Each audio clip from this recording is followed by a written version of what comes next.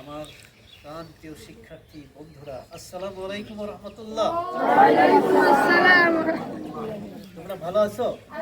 আলহামদুলিল্লাহ ভালো আছি। আপনি কেমন আছেন? আলহামদুলিল্লাহ। তোমাদের সম্পর্কে আল্লাহ রাসূল সাল্লাল্লাহু আলাইহি সাল্লাম বলছেন, আসসিবিয়ানু বিরাইহানিল্লাহ, যারা শিশু এরা হচ্ছে আল্লাহর ফুল। শিশুরা কার ফুল? আল্লাহর ফুল। তোমরা কিন্তু শিশু। জাতিসংঘ সনদ অনুযায়ী 18 বছরের নিচে যাদের বয়স তারা সবাই শিশু। তোমাদের কি কারো 18 বছর বয়স হয়েছে? কারো হয় নাই। তাহলে তোমরা সবাই শিশু। তোমরা আল্লাহর ফুল। তোমরা আগামী দিনের ভবিষ্যৎ। ঘুমিয়ে আছে শিশুর পিতা সব শিশুদের অন্তরে। তোমাদের মাঝে আগামী দিনের শিশুর পিতা ঘুমিয়ে আছে। তোমরা আগামী দিনের ভবিষ্যৎ। তোমরা একদিন আমাদের এই সুন্দর বাংলাদেশটাকে আরো সুন্দর করে গড়ে তুলবে। তোমরা হবে ডিসি, এসপি, তোমরা হবে মিনিস্টার, তোমরা হবে রাষ্ট্রপতি, প্রধানমন্ত্রী, হবে না তোমরা? ইনশাআল্লাহ। তোমাদের মধ্যে সেই প্রতিভা আল্লাহ রেখেছেন, কিন্তু সেই প্রতিভাকে জাগিয়ে তোলার দায়িত্ব তোমাদের। আর পথ দেখানোর দায়িত্ব আমাদের স্যারদের। স্যাররা পথ দেখাচ্ছেন, তোমরা এটা নিজেরা জাগিয়ে তুলবে। তোমরা অনেক বড় হবে। বড় হতে চাও তোমরা? তাহলে তোমরা কার ফুল আমি বলছিলাম? আচ্ছা বন্ধুরা, তোমরা কি বলতে পারো ফুল থেকে কি হয়? ফুল থেকে ফল হয়। তো আল্লাহর ফুল থেকে কি আল্লাহর ফল হবে না শয়তানের ফল হবে? আল্লাহর ফল কে কে হইতে চাও? একটা হাত তুলে আমাকে দেখাও তো বন্ধুরা। আলহামদুলিল্লাহ, আলহামদুলিল্লাহ। আল্লাহর ফল যদি হইতে হয় তাহলে এখন থেকে সাধনা করতে হবে। তোমরা কি জানো আমের মধ্যে পোকা ধরে? পাকা আমের মধ্যে ভিতর থেকে পোকা ছিদ্র করে বের হয়। পোকাটা ঢুকে কখন তা কি জানো তোমরা? যখন ফুল ফুটে ওই ফুলের মধ্যে জার্ম ঢুকে। জার্ম ঢুকে বীজের মধ্যে যে বাসা বানায়, ফল বড় হইতে থাকে। কিন্তু ফল যখন পাকার সময় হয় তখন ওই পোকাটা আস্তে আস্তে বড় হইয়া ছিদ্র করে ফলটাকে খায়, বের হয়ে আসে, ফলটাকে ধ্বংস করে ফেলে। সে আর ফল হইতে পারবে না। তো তোমরা হচ্ছে আল্লাহর ফুল। এই ফুলের মধ্যে যাতে পোকা না লাগে, জার্ম ঢুকতে না পারে, সেই জন্য তোমাদের চেষ্টা করতে হবে। তোমাদের অভিভাবক যারা তারাও চেষ্টা করবে, আমাদের স্যারেরাও চেষ্টা করবে, আর নিজেদেরকেও চেষ্টা করতে হবে। আমরা কি চেষ্টা করবো? ইনশাআল্লাহ। আল্লাহর ফুল যদি হইতে হয়, তোমরা সবার কাছে কোরআন শরীফ আছে। কোরআন আছে না? এটা কার কিতাব?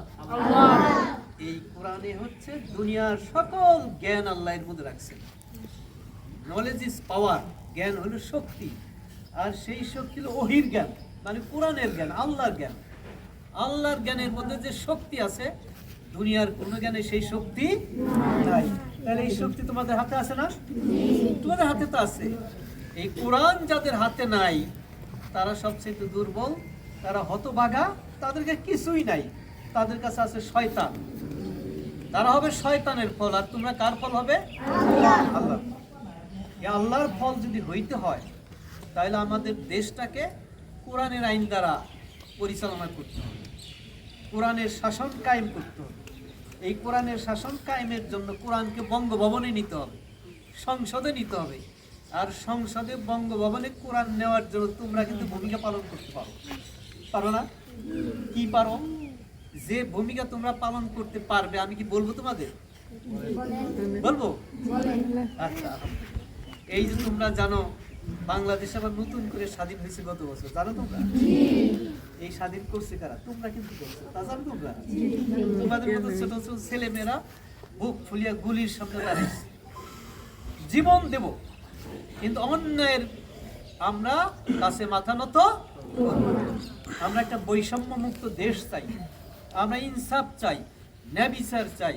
কেউ 10 তলায়, কেউ গাছতলায়, তা যাতে থাকতে না পারে। কেউ পোলাও কুরমা বিরিয়ানি খাবে, আর কেউ ডাস্টবিনে কুকুর বিড়ালের সাথে আইটা জুতা চাটবে। এটা বৈষম্য না? হ্যাঁ, তোমার আমার গরিব ঘরের সন্তান ইউনিভার্সিটিতে ফার্স্ট ক্লাস ফার্স্ট হয়ে চাকরি পাবে না, আর ওই বড় লোকের ছেলে পড়াশোনা না করে পরীক্ষায় পাস না করে বড় বড় চাকরি সিএসপি হবে। তাহলে বৈষম্য না?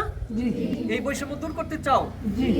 এই বৈষম্য দূর করে সমাজে ইনসাফ প্রতিষ্ঠার জন্য বাংলাদেশ জামাত ইসলামী কাজ করছে। জামাত ইসলামের নাম শুনছো? জি ছাত্র শিবিরের নাম শুনছো? জি এই ছাত্র শিবির এবং বাংলাদেশ জামাত ইসলামী এই কাজটা করতেছে। তো এই বাংলাদেশ জামাত ইসলামী কি করতে চায়? কোরআনের শাসন কায়েম করতে চায়। এটা করার জন্য তোমাদের ভূমিকা রাখতে হবে। তোমরা কি জানো কাল কিয়ামতে 7 ব্যক্তি আল্লাহর আরশের ছায়া পাবে? জানো? হাদিস শুনছো? কে কি শুনছো? শুনো নাই? তাদের কাছে 7 ব্যক্তি আল্লাহর আরশের ছায়া পাবে। 1 নম্বরে হলো ন্যায়পরায়ণ নেতা। ন্যায়পরায়ণ নেতারা কাল কিয়ামতে কার আরশের ছায়া পাবে? আল্লাহর ছায়া। আর এই নেতা কিন্তু বানায় জনগণ, এবং তোমরাও নেতা বানাইতে পারো। খেয়াল করছো?